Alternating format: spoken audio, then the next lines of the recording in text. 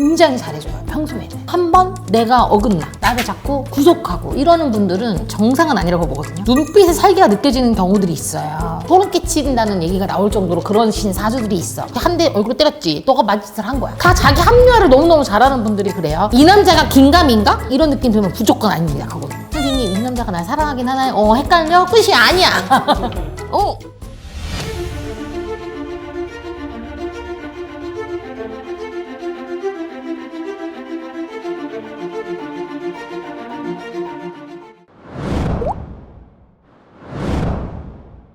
안녕하세요. 네, 안녕하세요. 네, 선생님. 네. 잘 지내셨죠? 네, 덕분에 잘 지냈습니다.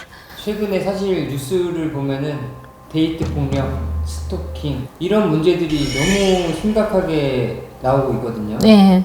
이 스토킹을 좀 피할 수 있는 방법, 또 이런 남자는 좀 피했으면 좋겠다. 사실은 그렇게 스토킹을 하시는 성향이나 살기를 갖고 있는 사람들은 태어날 때 환경이 불우한 환경에서 태어나신 분들이 굉장히 많아요.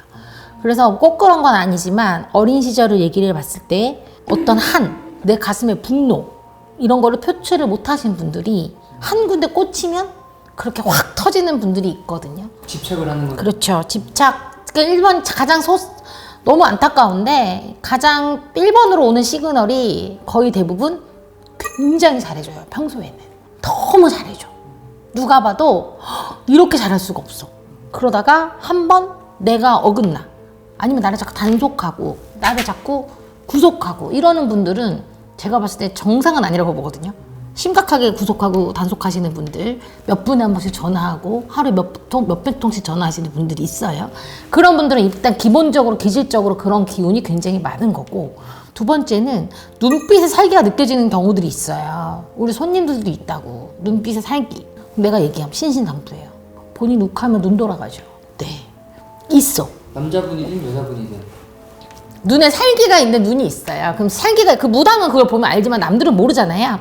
그 살기가 있는 눈 있으신 분들 특징이 눈매가 되게 무섭거든요.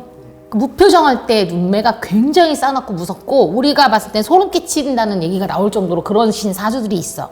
근데 그건 관상인 거고, 그 사람들은 거의 빼박 그럴 확률이 굉장히 높죠. 근데 이런 사람들은 내가 무언가를 마음먹고 결심하면 해내는 분들이기 때문에 무서운 거거든요. 내가 어떤 타겟을 잡고 먹잇감을 갖고 달려. 그러면 대부분 이거는 이렇게 하면 안 되잖아가 아니야. 왜냐면 공감 능력이 떨어지기 때문이에요. 그러니까 상대에게 내가 이렇게 연락을 하면 이 사람이 싫어하겠지를 생각하는 게 아니야. 이렇게 연락을 해야 얘가 다른 짓을 안 하고 얘가 나에게서 벗어날 수 없고, 이렇게 자꾸 덫을 자꾸 놓는 거거든요. 그럼 이럴 때, 그러니까 처음에 이 남자랑 얘기를 해봤어. 상대 여자분도 마찬가지예요. 상대방이랑 얘기를 해봤는데 나한테 너무 잘하다가 갑자기 막 사람이 휙 돌변해. 그런 사람들이 있어요. 휙 돌변하는 모습 보여. 그럼 그건 빨리 손절해야 되는 거예요. 화를 냈는데 쌍욕을 하면서 불같이 화를 내. 평소에 너무 순인사였다가. 그럼 이거는 100% 시그널이 그렇게 처음에 시작이 와요. 그래서 너무 폭력을 썼다. 한 번이라도 썼다.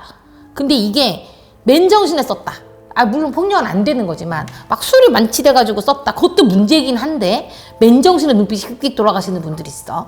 그런 사람들은 빠르게 손절해야 되죠.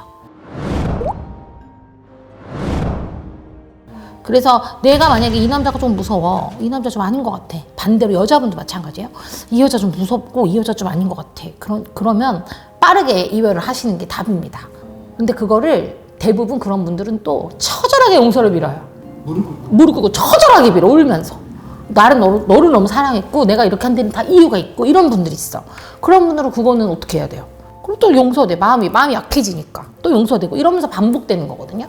근데 대부분 나르시시스트 분들이 많아요. 내 자기애가 너무 자존감은 바닥인데 자기애만 높아. 그러면 내가 원하는 대로 다 돼야 되는 거야. 그 남의 의견을, 나르시시스트 특징이 남의 그 감정을 공감하지 못하잖아. 이 사람의 아픔을 공감하지 못해. 왜? 모든 게 다 변명이고 이유가 있어. 내가 이렇게 행동하는데 이유가 있단 말이야. 예를 들어 내가 너를 이렇게 한 대 얼굴 때렸지. 너가 맞짓을 한 거야. 이렇게. 다 자기 합리화를 너무너무 잘하는 분들이 그래요. 그래서 전체적인 특징을 보면, 물론 막을 수 있으면 참 막으면 좋지만 너무 안타까운데, 1번. 나에게 평소에 너무 잘한다, 이 남자가. 예를 들어 10년을 살았는데도 너무 잘해줘. 문제 있어요.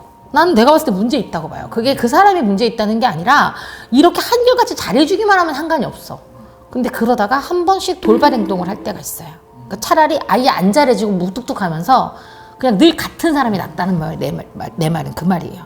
그래서 너무 잘해주는데 한 번씩 획 떨어지면은 쌍욕을 하고 뭐 획 떨어지면 감정이 획 떨어지면은 폭언을 하고 이런 남자들은 100% 폭언에서 끝나지 않고 폭력으로 오를 확률이 높고 한 번 맞으면 2번 맞고 2번 맞다 3번 맞고 그런 사람 너무 많아요 주위에.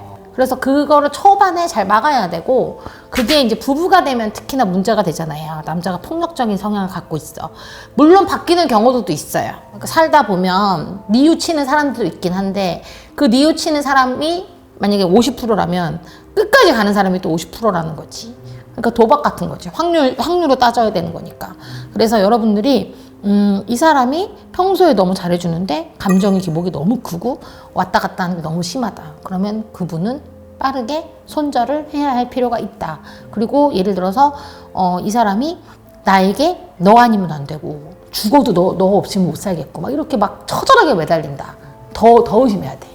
그건 더 의심해야 돼. 왜냐면 나한테 집착하고 있다는 거니까. 그래서 사랑하는데 너를 사랑하니까 나는 너가 이렇게 해도 나는 어쩔 수가 없었어. 막 이런 변명하시는 분들. 너무 안타까워요. 이번에 그 사건 보면서 진짜 너무 가슴이 아팠거든요. 얼마나 무서웠겠어요. 근데 그거는 일단 1번이 타고난 성향, 소시오패스적인 특징도 있을 거고 감정도 공유가 안 되는 거고 사실 피해가는 게 상체이긴 하죠. 근데 일단 여러분들 그거 못 느껴요? 범죄자 이번에 신상은 공개됐잖아. 딱 얼굴 보면 답이 나오지 않아요? 관상은 과학이다. 살기가 있잖아 눈에. 그게 일반적인 사람한테도 보일 때가 있다니까요. 그분은 범죄를 저질렀으니까 범죄자라는 걸 알고 보는 거잖아요. 근데 그냥 봐도 느껴지는 게 있어. 일반인들은 못 느낄 수 있지만 그래서 대부분 여기저기 남자친구를 사귈 때 좀 많이 보여줘야 돼. 다른 사람들에게 실제로 보여줘. 실제로 많이 만남을 갖고 주변 사람들한테 보여주고 이 사람이 하는 행동 같은 거를 눈여겨볼 필요가 있죠. 그래서 요즘에는 근데 예전보다 사실은 좀 덜해진 거예요 이게. 예전엔 진짜 많았는데 수면 위로 안 떠올릴 뿐이고 지금은 이제 워낙에 커뮤니케이션이 잘 발달되어 있으니까 커뮤니티들이 그래서 이제 이게 점점 더 우리로 올라온 거거든요. 옛날엔 더 심했지. 옛날에 얻어맞고 사는 엄마들 얼마나 많았어요. 요즘에는 그렇게 하면 큰일 나니까 이제 못하는 것 뿐이지. 그래서 여러분들이 조금이라도 내가 이상한 낌새가 채거나 그게 정답이야. 이 남자가 긴가민가? 이런 느낌 들죠? 연애를 할 때 얘가 나 진짜 좋아하는 거 맞나? 얘 좀 과한 거 같은데 이거 좀 아닌 거 같아. 이런 느낌 들면 무조건 아닙니다. 그거는 모든 연애의 기본 긴가민가한 건 민가야. 긴가는 100%야. 진짜. 그리고 손님이 선생님 이 남자가 날 사랑하긴 하나요? 헷갈려? 끝이 아니야. 그거를 조금 염두에 두시고 관계를 할 때 인간관계를 할 때 경우의 수를 여러 개를 열어놓고 좀 현명하게 보실 필요가 있다. 그래서 근데 그분은 문제냐고. 난 좋아하지도 않은 건데 일방적인 스토킹이잖아. 그거는 뭐 사실 무속적으로도 뭐 어떻게 해결할 수 있는 부분은 아니죠. 혹시 궁금한 게 네. 이 남자친구의 사진을 네. 만약에 뭐 상담할 때 보여주면 이 사람의 그럼요. 그 기질 같은 것도 그럼요. 이름하고 나이만 봐도 대부분 나오는데 사진까지 제가 달라고 할 때가 있어. 사진 좀 보여주세요. 그런 경우가 네 보면 딱 있어요. 그런 분들이 있어. 그러니까 보여드리는 것도 하나 방법이네요. 우리 무속인한테 가서 이 남자 어떠냐 이렇게 보여주는 것도 하나의 방법일 수 있어요. 그럼 이게 아까 말씀하신 것처럼 뭐 스토킹을 일반적으로 하는 거는 무속적인 방법으로 좀 떼어낼 수 있는 건 없을까요? 사실 그거는 거의 드문 확률로 극한의 확률에 있는 일이기 때문에 그걸 어떻게 대처하라고 무속에서 말하는 건 솔직히 조금 그렇고 그런 기미가 또 이분도 근데 초동이 되게 대처를 잘했더만. 맞아요.